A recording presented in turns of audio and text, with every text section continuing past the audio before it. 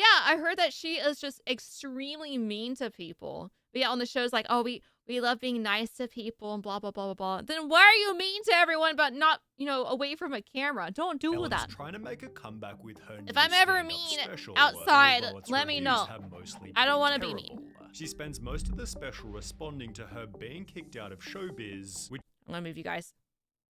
Maybe right here might be good. began when someone posted just one single tweet. Right now, we all need a little kindness. You know, like Ellen DeGeneres always talks about. She's also notoriously one of the meanest people alive. See, I don't Respond understand to that. this with the most insane stories you've heard about Ellen being mean. See, I don't understand. Like I feel like people are. I don't want to be ever. I don't ever want to look fake or anything to anyone. Okay, now no, I need to move the sound alerts again. I never want to be fake to anyone. I always just try to be nice. I never want to be mean because I would just feel bad. I would just feel bad being mean to people. I couldn't do it.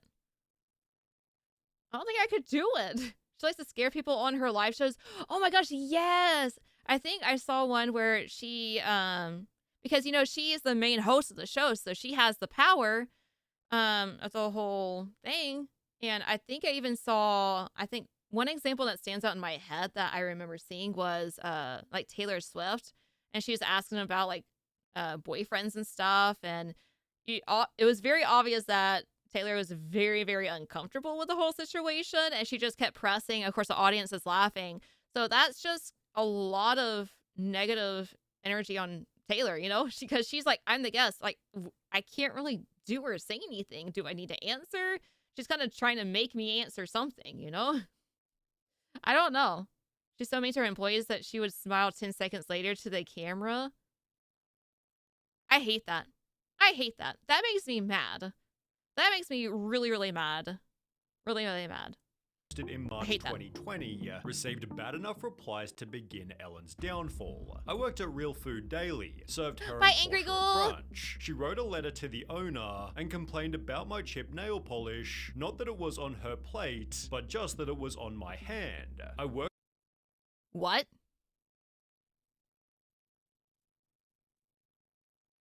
I don't know where to put you guys. I'm gonna shove you up here. There we go. Complain about chipped nail polish, not that it was on her plate, but that was on my hand. On her hand?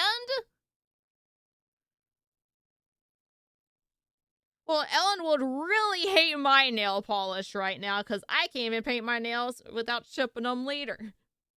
Yeah, it wasn't even in the food. It was just on her hand. Before, and this was the next morn. Almost got me fired. The nail polish story was so unbelievable, the person who wrote it went on Inside Edition. This former waitress claims she was threatened with a 2-week suspension after Ellen DeGeneres complained about, of all things, her chipped fingernail polish. I remember just being like, really? But the stories shared back on Twitter were only getting worse. How dare you have chipped nail polish? I expect the best nail polish ever in the land. I don't even care if you've been working all day the previous evening. It shall be perfected for my dinner service. My appetite is now disgusting and gone. I have to head out and have some rest. I'll stop by your next live stream and hang out with y'all there. Glad to have a new friend in you and having a new friends here. The community is so special and so supportive. I want to thank you guys. Aww. I'm glad. I always have a wonderful, amazing community. So it's always amazing seeing everyone being welcomed. I love that. I love you guys being nice to each other. I really like that. We want to be nice. I'm like, Ellen! But really, I hope you have a wonderful night. It was so good to meet you. So good to meet you. We'll see you another time then. Most of us aren't paid actors. True. People are like, oh yeah, I act when I do stuff. I'm like, no, this is me. This is me. Except I am more awkward in person. I once worked at Warner Brothers. One day I was in the elevator and Ellen and her entourage came in. Naturally, I held it for her and asked her what floor she was getting on. Her assistant answered 3rd floor. 30 minutes later, I got a call from my boss saying I was fired because I was harassing her.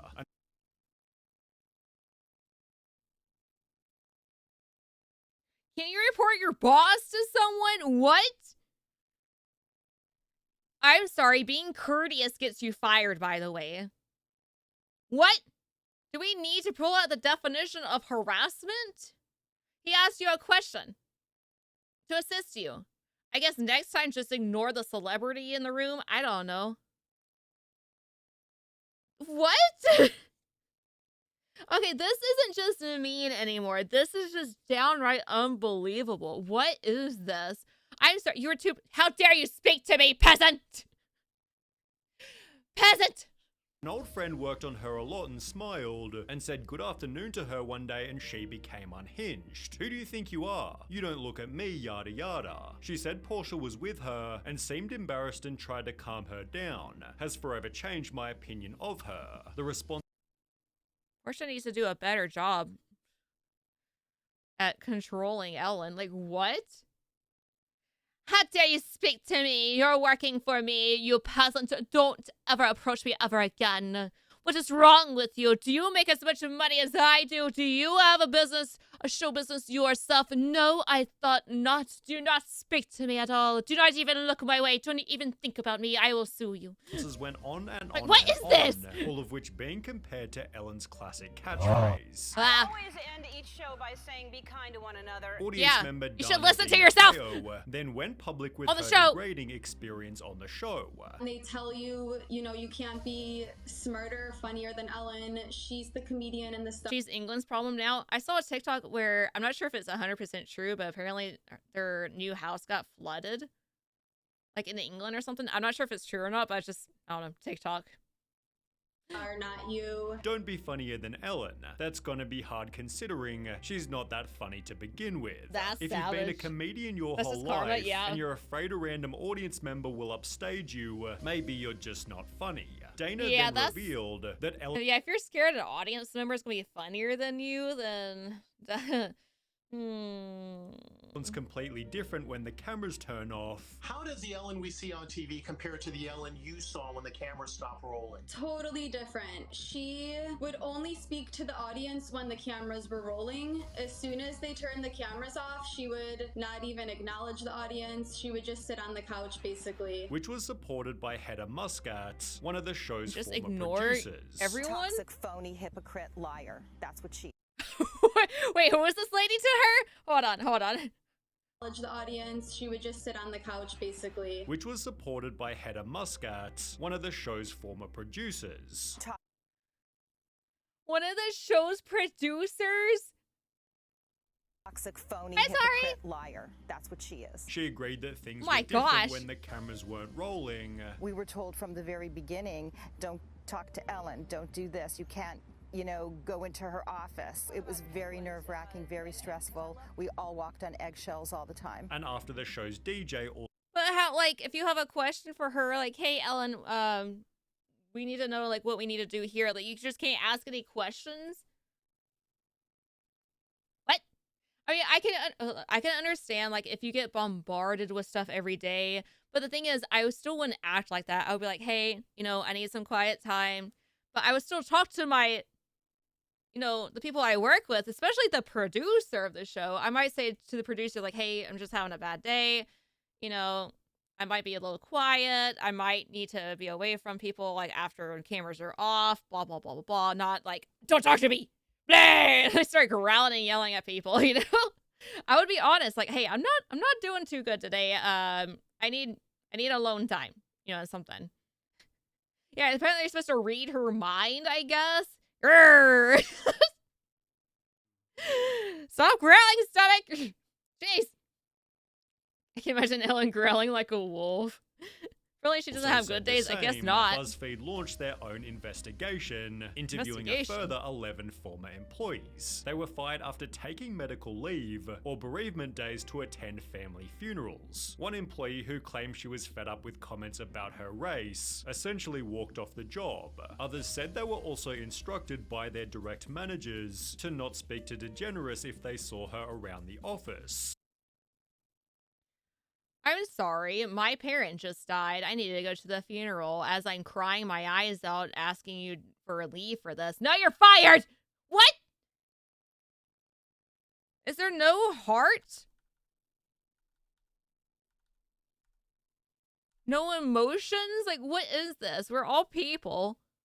And apparently there's like a lot of racist comments apparently that no one stopped. Medical leave? What if I fall and break my back and my neck? I expect you at work tomorrow. If you don't show up, you're fired. Can someone fire you instead? Like, what is this? Discrimination 101. That's just sad. Went viral, Ellen issued a statement within the company. Hey everybody, it's Ellen. On day one of our show, I told everyone in our first meeting that the Ellen DeGeneres show would be a place of happiness. No one would ever raise their voice, and everyone... I guess the, quote, show would be made of happiness, but afterwards it's just freaking hell, I guess. Would be treated with respect. Obviously something changed, and I'm disappointed to learn that this has not been the case. And for that, I'm sorry. Anyone who knows me knows it's the opposite of what I believed and what I hope for our show. Not your producer, though. Shoot, your producer's like, yeah, she's a lion. Yet Ellen's former producer certainly she's evil. Doesn't buy it. So when Ellen says she's not aware of this environment, you don't think that rings true? It's a lie. Ellen then took a 2-month straight up, break no hesitation. That's when you know they're being serious. So you know, we had all this talk, and is this true? Yeah, no, it's a lie. Began a brand new season Complete by lie. addressing the public. As you may have heard, this summer there were allegations of a toxic work environment at our show. I learned that things happened here that never should have happened. I take that very seriously, and I want to say I am so sorry to the people who were affected. Take it seriously by firing all the good people. We have made the necessary changes, and today we are starting a new chapter. She'd then make the... We're making changes. Oh, you're offended about what they said? That's extremely, like, you know... I don't know.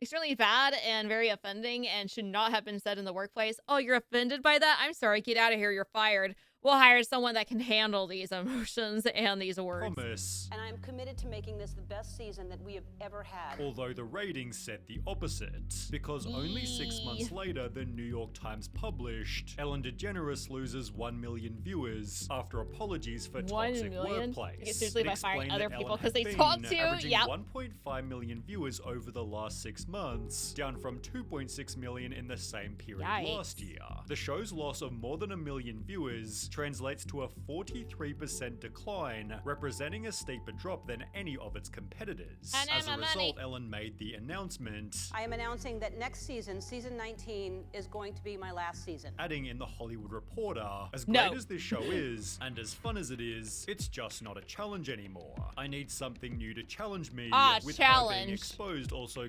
I'm being exposed too much. I need more of a challenge to hide everything again. Oh no. Yeah, all the words got out that I am an evil, mean person.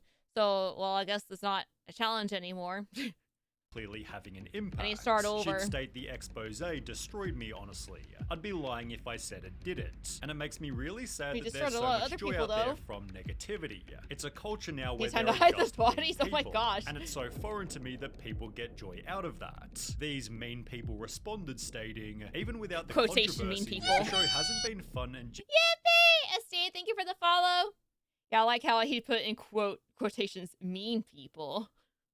Genuine for years. It may have never been, but at least it seemed like it. But Ellen is tired of it all, and she's lousy at hiding it now. Yeah, she no needs more a challenge. dancing by her, no monologue half the time, bad jokes that are dragged out way too long, tons of old show clips, tons of self-promotion, and a guest host every Friday. These elements led to an average final season, which Ellen concluded by crying with her audience. She then mentioned the possibility of returning to acting, but instead made a documentary titled Saving the Gorillas, Ellen's Next Adventure. It released in 2023, but with only 100 reviews on IMDb, and this likely being the first time you've heard of it, it's safe to say it performed pretty poorly. Ellen rather went back to living a quiet life until April 2024, when she'd make a new announcement. You may have heard that at this point, like with all the money that you have at your disposal, just sitting in your accounts and everything, just retire. I mean, your reputation has been destroyed and ruined because, you know, everything came to light. Just stop! Just Stop! I'm doing stand-up again. If you want to come see me, I'll be sharing some news tomorrow at noon. As suggested, she'd announce a stand-up tour to be recorded and posted by Netflix. Also, I'll go back yes, to I'm going Mordor. to talk about it, referring to her being cancelled. Titled For Your Approval, the special begins with Ellen walking up a flight of stairs, each referencing a headline that ruined her reputation. She acknowledges the tweet that started her downfall, as well as the employees who spoke out against her, then begins the actual show with a joke about her fall from grace. You know, I used to say that I didn't care what other people thought of me, and I realize now, looking back, I said that at the height of my popularity. I'm here because I love doing stand-up, I miss doing stand-up, and I like making people happy, and I do care what people think. You like making people happy? How? Give me one example. Give me one example that you would like to make people happy. What have you done to make a person happy? One example. I care about what they think. Oh, is that anything? Regardless if they think that you're a bad person or that they're being polite and asking you a question about what floor of the elevator you need to get off at, but yet you're like, oh my gosh, harassment. Now, this is a pretty respectable angle, as it feels extremely honest. There it is. I do care what people think. It also seems like a sneaky request whether for positive or pity, negative, which as a high-profile celebrity, you'll simply never get. She then talks about what she's been up to. All right, well, let me catch up on what's been going on with me since you saw me last.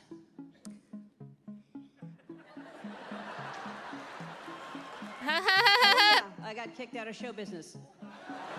Then make some pretty funny jokes about her new reputation. Everybody heard that I was mean. Oh, that's so cool, Aurora. I know everyone's heard that I'm mean. I know when I walk into a restaurant, people are watching, waiting to see if I'll be mean. Yeah, they're probably watching you be mean. Look, she's reaching for butter. I thought she was probably yelled at your waitress for the butter.